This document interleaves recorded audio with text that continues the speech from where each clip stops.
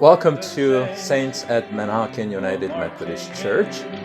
And today we have a very special guest, Shirley, Elliott. And she's been a Christian for many years. And I'm going to say to Shirley, thanks for coming today. It is my honor to have a nice chat conversation with you. Okay? I want you to relax and smile. Okay? Yeah. All right. That I can do. Absolutely. So, Shirley, tell us about your childhood, growing up years. What was it like?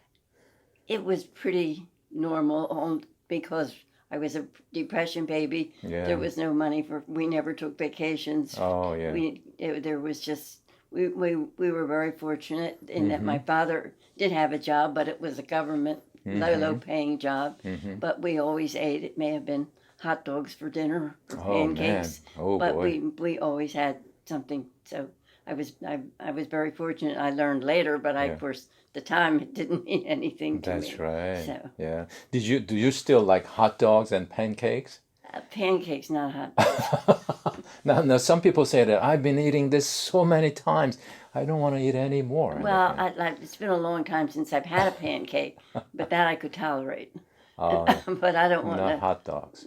too spicy. Too And besides, I worked at a company that Made hot dogs? No, that didn't make them, but we sold the nitrogen to them where they froze the stuff. Oh. And I knew what went Oh, into man, them. don't tell us. So I don't like hot dogs anymore. Sausage is even worse. Sausage, oh, man. Oh, folks. Okay. So what else? Your favorite memories growing up? Well, as I said, we didn't take vacations and all. We did take one trip. We went to, and this was from Pennsylvania because that's where I grew up. Yeah. And we went to Connecticut to visit my father's aunt and uncle. Okay. And I still remember her. She was sort of a heavy-set lady, and I was little, and she washed my hands, and her hands were nice and pudgy and soft. And I still remember that feel. Yeah, I do. So that was one of the happier things that we did. But that's. Were you the only child? No, I was one of three, the middle one of three. Middle one, Two boys on both sides, just like my family. Oh, I see. I had an older brother and a You younger didn't brother. suffer any middle child syndrome, they say. No. As a matter of fact, it was pretty nice being the only girl because I had a bedroom to myself and they had to share How one. about that? Yeah, that's true. I don't recall anything like that. No. Oh, I see. But just remember, Yeah. at my age, I was lucky to remember yesterday instead of 100 years ago. Yeah, that's right. Okay. Yeah, that's right. Yeah, we do. Okay. Thank you. Here's the next question. How did you become a Christian? How did you get to know God? Well, mainly we didn't have a church anywhere near us, so we didn't go to church. But my parents always made sure we said our prayers at night and blessings before our meals. Oh, I So see. and then it was only when I got to be about 12 that I was baptized, and then shortly after that I went to confirmation class, and that's really when I learned my more formal education about God and Jesus. That's right. Let me ask, those days confirmation class lasted about a year? Was it can't long? recall. Yeah, I because really don't. some people told me that it was 2 year long, confirmation. Oh, I don't think it was that long, but anyway, and I was baptized and confirmed Lutheran, but all right. That was a long time ago too. Oh yes. Just may I ask? It's not in the have you ever experienced like this is how God helped me, how God worked in my life, and so forth? Yes, I did, and that the main thing that I did. My mother was in a nursing home, and she was sick physically and mentally, but mainly mentally. And I just knew she was terribly, terribly unhappy because she didn't look like herself, nothing. And I prayed to God that He would take her so that she could be happy with my father. Oh, I see. And it was shortly after that He did. Oh, yeah, and yeah. It sounds morbid, but yeah, no, it was a blessing from God. See what you mean. Yes. Yeah. All right. Thanks. Yeah. So tell me about how did you come to our congregation, Manahawkin Methodist Church? Well, when we moved down here, we had already owned a house down here. It was sort of a vacation house. You were living at the time in Pennsylvania? Cherry Hill. Cherry Hill, okay. In Cherry Hill. And when we moved down here permanently after we retired, we were looking for a church, and we were married in a Methodist church in Pennsylvania.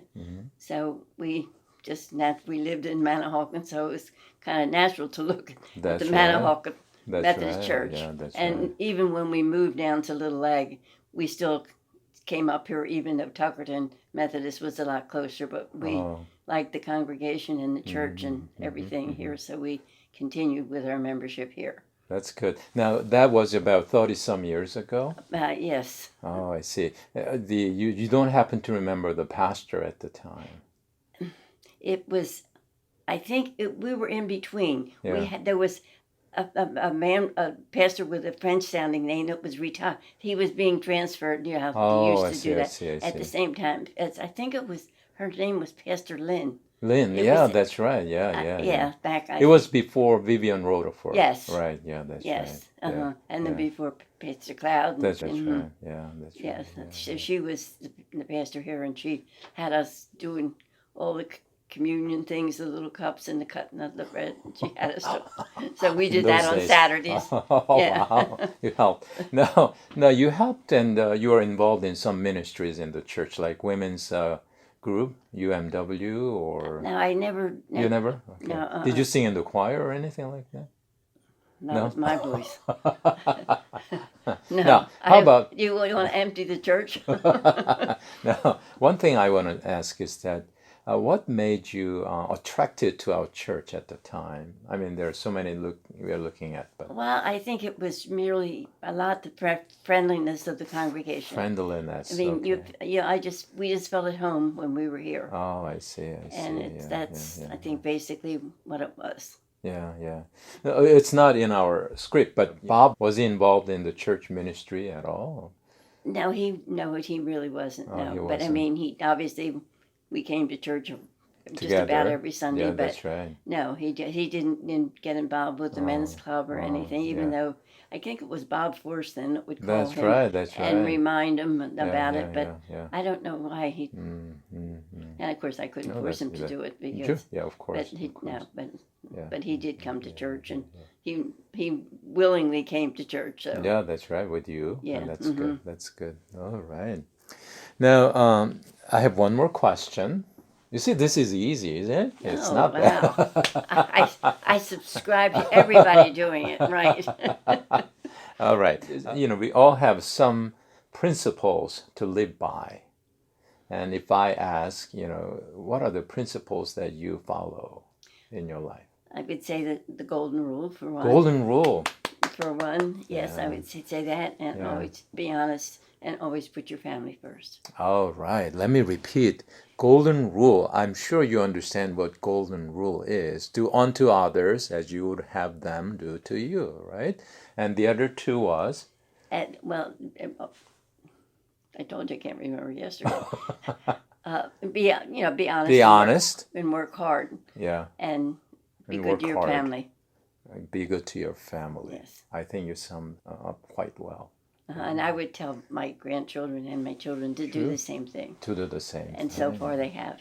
Oh, how about that? Yes, I have 7 great-grandchildren. 7 great-grandchildren. How about that? Yes. So very fortunate. I hope you had take the whole photo of the entire family, grandchildren, great-grandchildren, and whatnot.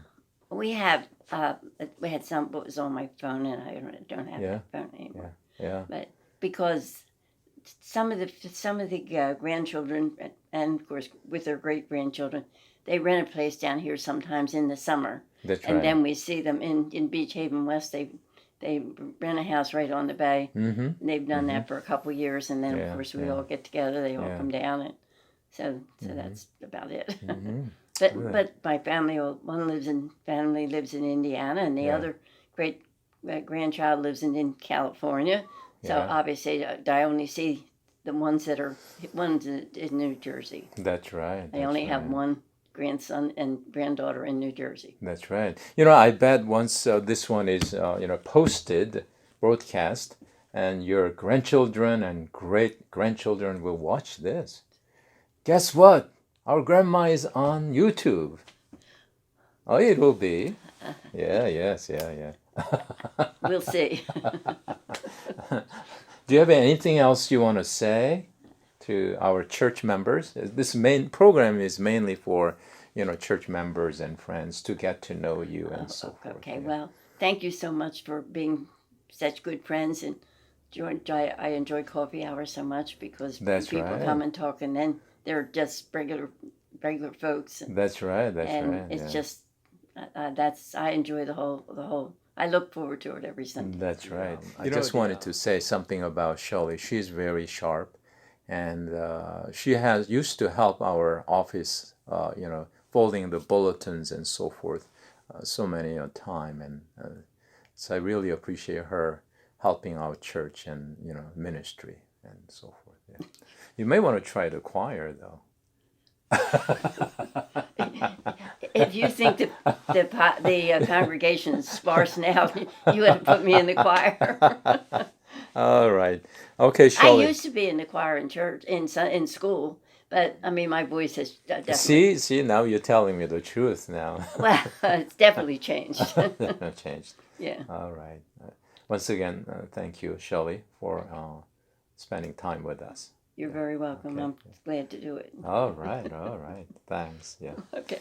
Okay, so this concludes our recording, and see you next time. Bye now. With that, Shirley, let's do it. Like and subscribe. You have to say yourself too. Oh, okay. Okay. Okay, let's do it again. Like and subscribe. Thank you. Today we have a very special guest. Her name is Dulcita White. Island full of oranges and green banana trees. Yeah, is there? An island where the sugar cane is waving in the breeze. Yes. Jamaica is its name.